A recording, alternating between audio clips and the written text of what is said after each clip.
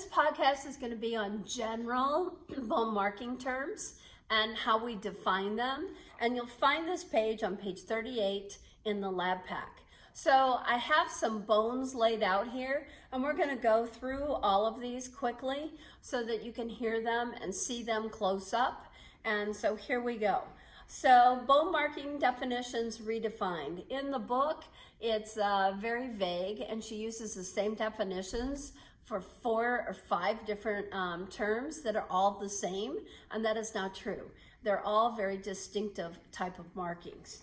And so now you'll see all these bones laid out, and so we're going to go through these quickly, and I'm going to show you these. And so here we go.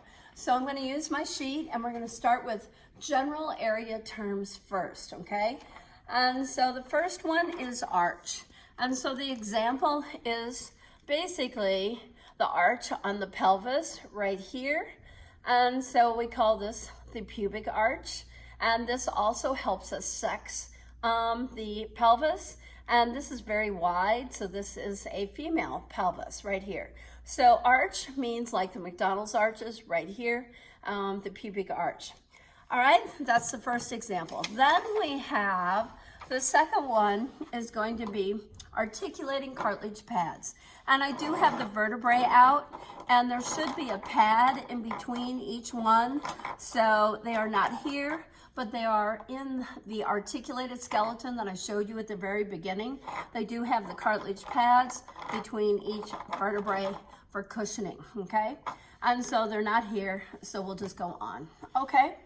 The next one is the body of the a bone.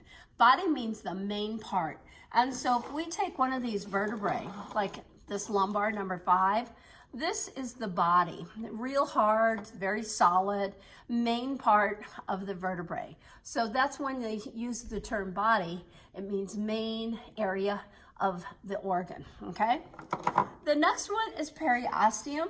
And so the periosteum is the outside covering on all bones. And so right here, this is simple squamous and dense regular. It covers everything on the outside of the bone, and it is called the periosteum, okay? And so cartilage has a perichondrium. They're both made out of simple squamous dense reg. They give it shape, the overall shape, and it basically can also be called a capsule because all bones and all pieces of cartilage are what? Solid organs. And every solid organ has a capsule. But the specific name for this capsule would be periosteum. That's how we use those terms. All right, the next one is going to be proximal and distal heads on a bone. And the official name for head of a bone is epiphysis. Big long word. And so this area right here, this is the proximal head. This would be the distal head. So you have to know how it sits in the skeleton. And so basically it will be sitting in here like this. And so this would be the proximal because it's closest to the midline, and this would be the farthest away from the midline. And so this is the distal head. So we call this proximal epiphysis and distal epiphysis, okay?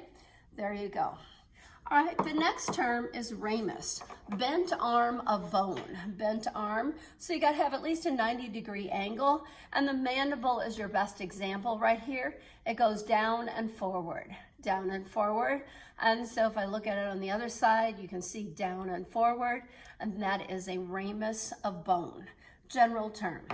The next one is shaft, and so I'm just using the tibia. So here's a proximal head, distal head, and what connects it? This area on the bone is called the shaft. The real name for shaft is diaphysis, is how you pronounce that. So diaphysis or shaft connects the two heads, proximal and distal head. All right, the next one would be suture lines. And sutures right here on the skull. The sutures basically are mineralized periosteum. That's what they are, simple squamous dense reg.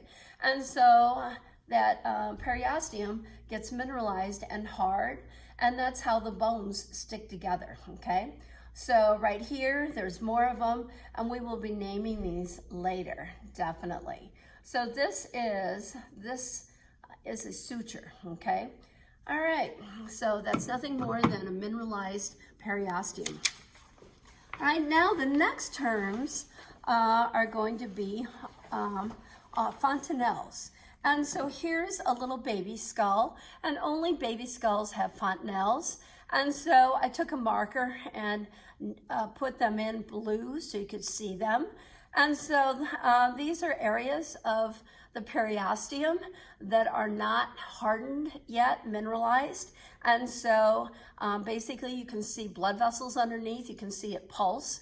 And so this is just that membrane, simple squamous dense reg periosteum that's not mineralized. And so all of these close, and this is the last one that closes. And so if you took any kind of toy or a knife or even a pen and you stuck it through that non-mineralized area, you would be stabbing right into the brain, and that would be very sad for the baby. So the structure here, the non-mineralized suture, is called a fontanelle. So this is a plastic model right here, and I actually do have a real baby skull right here.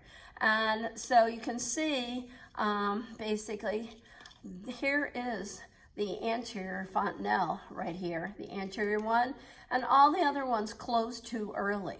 They close too early on the sides. This one's still a little bit open. And you can see that the bone is growing over the other bone, and that means the brain is sticking to it, pushing it out, basically, and some of the suture lines are growing over each other. So that's what made this baby die, is that all of the fontanelles closed too fast, except for the last one, right? So that caused death in the baby, and so this is a real baby skull, and that's the anterior fontanelle. All right, so that is the end of the general area terms. And then the next category on our sheet is cavities within bones. So sinuses. We're not going to open up the skull and see sinuses inside certain bones here. And so those are just spaces for air to move around in. And sinuses also help relieve pressure between all your facial bones. So that's sort of nice, but we are only going to do sinuses on a lecture test with the pictures, okay? And then we have bone marrow cavities. Bone marrow cavities, also called medullary cavity, because medulla or medullary means the middle part of a solid organ. And so here, I actually have two cow femurs right here. And this one's really nice because you can see the hard bone on the outside. This is the compact bone right here. Nice compact bone, hard on the outside. And then if you can see on the inside, you can see the spongy bone in here. And it looks like it's got holes in it. And if you look down into the bone, you can actually see the space that'll be in here. And so in the middle of the bone. And that is called the bone marrow cavity or the medullary cavity, okay? So here, there's actually some old tendons right here with a little bit of blood on them. And on this side, maybe you could see the spongy bone a little bit better. And then here's the compact bone on the outside. So the compact bone, no spaces in them. This has spaces like little islands of bone. All right, so those are the cavities within bones. And then the last ones right here are projections on the ends of the bones that help form joints. So it's something on the ends of the bones. So the first one is proximal and distal heads, or the epiphysis. And so we've already done this, and so here's the femur. And so we have a proximal head, distal head right here. And so this is going to form a joint, this forms a joint, and joints are spaces between bones and or cartilage. All right, so what's the real name for head of a bone? That would be epiphysis, okay? That big long word. All right, now the next one is condyle, okay? Condyle. And so for the condyle, I can use this and I can use the humerus. So let's go back to the femur. This is a condyle. Condyle is a rounded projection on the ends of a bone that will make a joint. So this is very rounded and it will fit in the scoop, the fossa on the femur. And so name this general bone marking. The general bone marking term would be condyle, rounded on the ends of the bone. And then on the distal head, it also has rounded projections, very smooth and round, and will enable them to move smoothly. And so on the other side, you can see that. So these are called condyles also. Distal condyles, proximal condyle, okay? All right, and then on the humerus, same thing but smaller. The humerus has a nice rounded area, so it can fit in its joint area on the scapula. And so this is the proximal epiphysis or head, and then these are the distal. See, they're rounded, and so this is the distal epiphysis or head right there. So that's how we use the term condyle. Then the last term is facet. Facet means a very flat surface on a bone, and so on your vertebrae right here, the body, this is the body area of the vertebrae, and it's also very flat. And so body is the whole structure, and then the flatness right here is called a facet, okay? So flat surface. At the ends of all your ribs, we have a nice flat surface, and that's called a facet, and that's going to attach to the rib cage cartilage right there.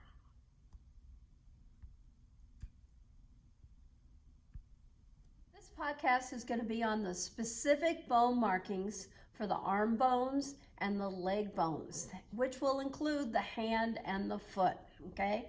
All the hand and foot bones. All right, so now we're going to look at the arm first. I have laid out here, and then I have a leg laid out with the foot. All right, so let's start with the humerus first, right here, the humerus. And this is on your color sheet. And so look for the check marks, and that's the specific bone markings that you need to know. And so what do we need to know off of the humerus? Well, first we need to know the proximal and the distal heads, okay? Proximal and distal heads. What do you call this area? Of course, the shaft. And so this is a condyle, this rounded projection. And so what's the real name for head? Epiphysis. So proximal and distal epiphysis. Then what specific bone markings are you looking for? Well, condyle, right here, condyle, and then the two tubercles, the greater and lesser tubercle, the squared off projections right there, okay? So that would be it on the humerus. Then the lower arm bones, we have the radius first, the radius right here, and the radius has a flat top. And so this is the proximal head and this is the distal head. And so I always notice it because it's got such a flat facet type top, flat top. And so what do we have to get off of this in terms of specific areas?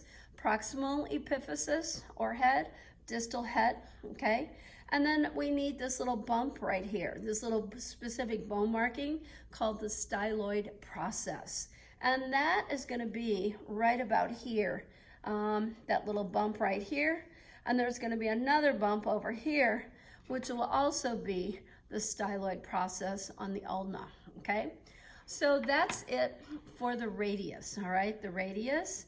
And so it's going to sit in here, and this bump always is going to go to the outside, and so the radius goes with the thumb, or T, okay? And then here's the ulna, so it'll be sitting here like this.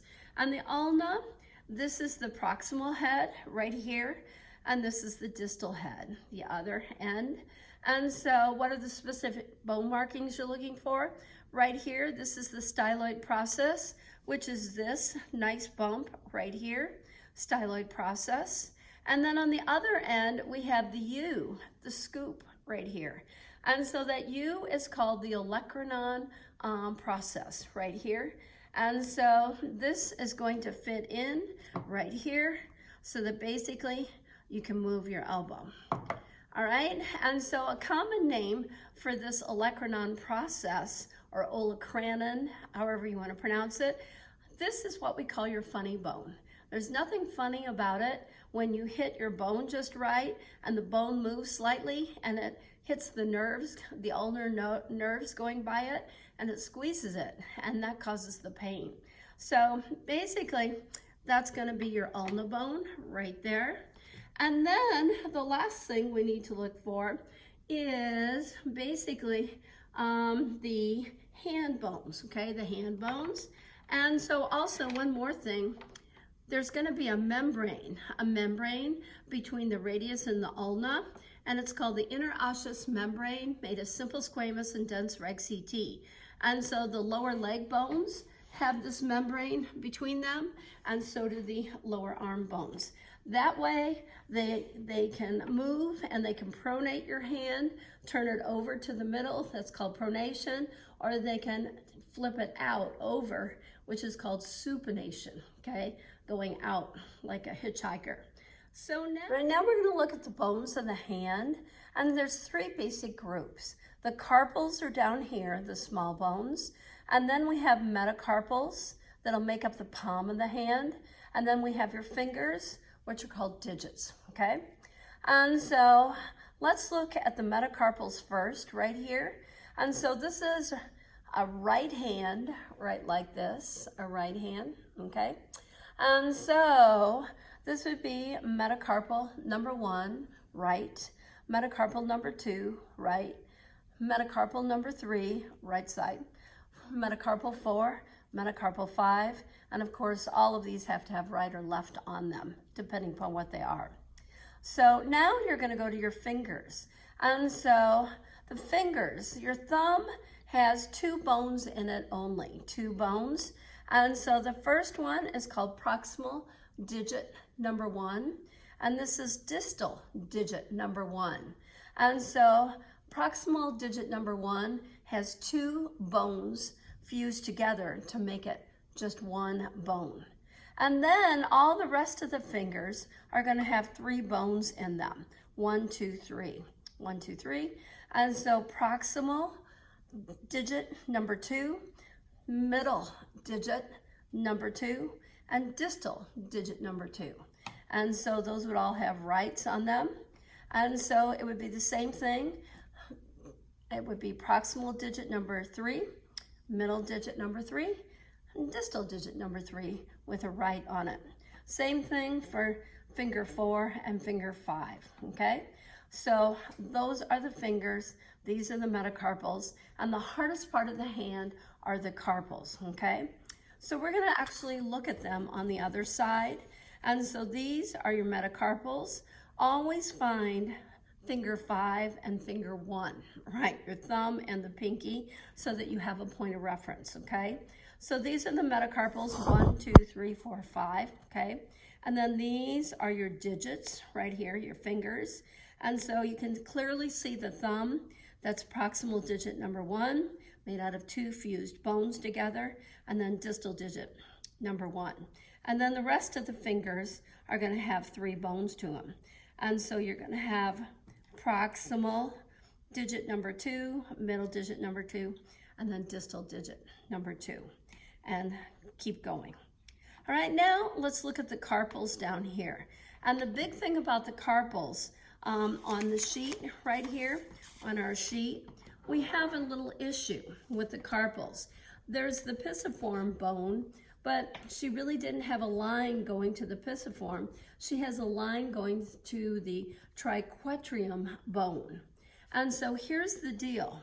The pisiform is the bone that sits on top of the triquetrium. So it's a separate bone on top. And when you turn your hand over, you can see, I don't know if you can see this really well, but it holds your whole wrist up. It does not hit at all. And so this pisiform bone is the one that hits the surface and holds all your wrist bones, the carpals, up. And so this is the pisiform bone, and it sits on the triquetrium bone, okay? And so you get pissed, and then you're going to grab the hammer. The next bone right here has like a handle, little handle, and it's called the hamate bone, okay? So you get pissed, you grab the hamate bone, the hammer, and then the third bone, the third carpal with finger number 3 is called the capitate. So I say you get pissed, you grab the hammer, and you decapitate. So you can remember that. And then you go TT. And so there's 2 bones right here. And so separating them right here, here and here. And so TT. And so the bone for finger number 2, the carpal for number 2, is called the trapezoid. And the one that's for your thumb is the trapezium, because your finger, your thumb, flies around and can go every direction like a trapeze artist. And so those are the carpals that go along the top, okay?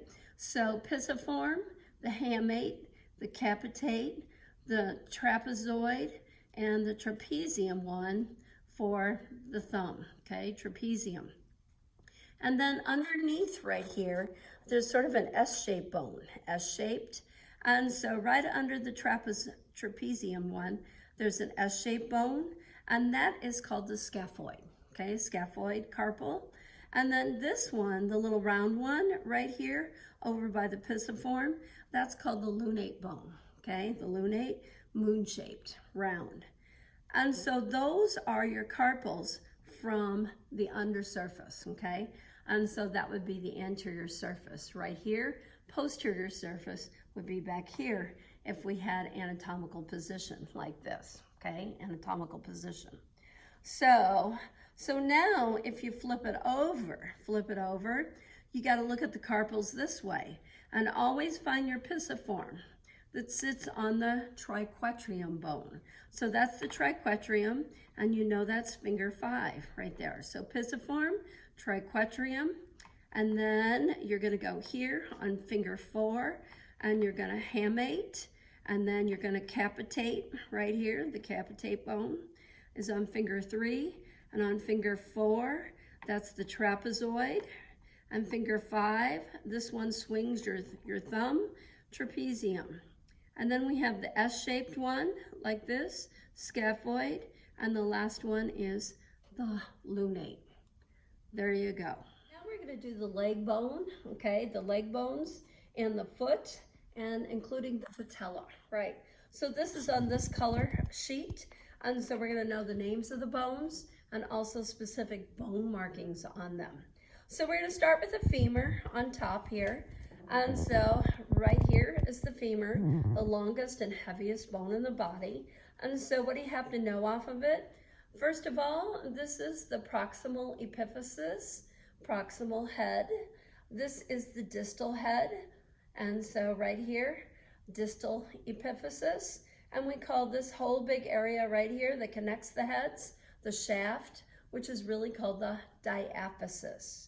So now, on the head here, proximal head, we have an indented area right here, a little fossa, a scoop, and this is where blood vessels are going to come in and out, and also nerves that are going to go down into the bone marrow cavity or medullary cavity.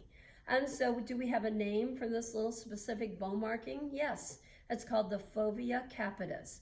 Fovea means fossa, scoop, and capitis means on the head. Capitis means head. So that's our first specific bone marking there. And then we have 2 more. We have the trochanters, these big squared off projections for muscles to attach to so you can raise your leg. And so right here, greater trochanter, lesser trochanter. Squared off, big rough projections right there. And then going down the shaft right here, we have the pinched up line of bone, And what's its specific name? Linea aspera, okay? Linea aspera. And so muscles will attach to that. And then these are the condyles, the distal condyles, part of the head right here. And don't forget epicondyles are on both sides. That's just a little extra review right there. All right, so that's everything on the femur, okay, that you have to know. And then sitting between the femur and the tibia is, of course, our little patella, and the point is called the apex, and it points down between here, it points down to the foot, okay, or down to the tibia, however you want to look at it. So that's the patella, okay? So we did the femur and the patella. So now we're going on to the two lower leg bones, and we've got the tibia and the fibula. And there's going to be the membrane between them, interosseous membrane, to hold them together so that you can turn your foot in, turn your foot out, okay? And so basically when you turn your foot in, it pronates, and when you turn it out, goes out, rolls out, it's called supination. So roll in, pronate, roll out, supinate. All right, so now we're going to look at these two bones, the lower leg bones right here that are connected by our interosseous membrane, and they're on the bottom of the sheet right here. And so let's look at the tibia first. So this is the proximal head or epiphysis, distal head, all right? And so epiphysis, distal epiphysis, and then this would be the diaphysis or the shaft. And what's the two bone markings that you have to know? Right here, there's a squared off bump called the tibial tuberosity. And this is where a ligament attaches that goes up to your patella. So your patella will attach right here on this bump below your kneecap. And then the other projection that you need to know is this one right here. You can see it, it hangs down. That is your medial malleolus, also commonly known as your inside ankle, right, okay? So this is medial malleolus, this projection right here. That is your, in quotes, ankle bone, right? But the ankle bone is actually on the tibia. It's part of the tibia. It's not a separate bone. This is a bone marking, okay? All right, so if I put this on my leg right here, it's gonna make this inside projection right here. And always your heavy bones have to be in the middle of the body so that your weight will roll over to the middle. And so that is a left one, a left medial malleolus. And this is a left tibia. All right, now what goes with the tibia is the fibula. And so the fibula is gonna make the other ankle projection. And so it's gonna have a pointed end and more of a flat end. And so these are the heads, proximal and distal head. And so look for that point that's gonna match the tibial point, like that. And so that is gonna be called the lateral malleolus, right there. Lateral malleolus, that'll be your ankle projection on the outside, which is never as big as your medial one. Your medial one is always way bigger. And so that's the only specific bone marking that you have to know on the fibula is the lateral malleolus, the outside ankle projection bone marking. All right, and so that's the set of lower leg bones. And then the last thing we need are the foot bones. And I think the foot bones are much easier than the hand bones. The tarsals are this group of bones right here. And so then we have the metatarsals right here. And then you've got your toes right here in the front. And so those are your phalanges. Those are the groups of bones. And so let's do the metatarsals like we did the metacarpals. And so this would be metatarsal number 1. And this is a right foot, okay? It's a right foot. And so right metatarsal 1, right metatarsal 2, 3, 4, 5. And so that's how you're gonna name those. Then your toes are just like your fingers. Your big toe right here is going to be just made out of 2 bones. The first bone is called phalange number 1. And so basically proximal phalange number 1, and it's 2 fused bones, 2 fused ones together. And so proximal phalange number 1 on the right side.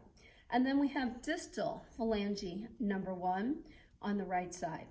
And then the rest are named just like the fingers. They all have 3 bones to them, okay, 3 bones.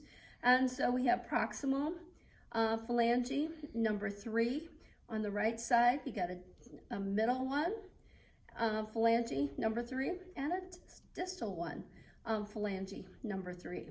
And so toe 2, 3, and 4, and 5 are all going to have 3 phalanges. Only the big toe is going to have just 2, okay?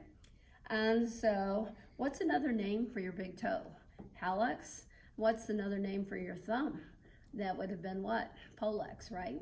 And so anyway, just thought I'd remind you of landmark terms. And so that's how we're going to name your toes and your metacarpals.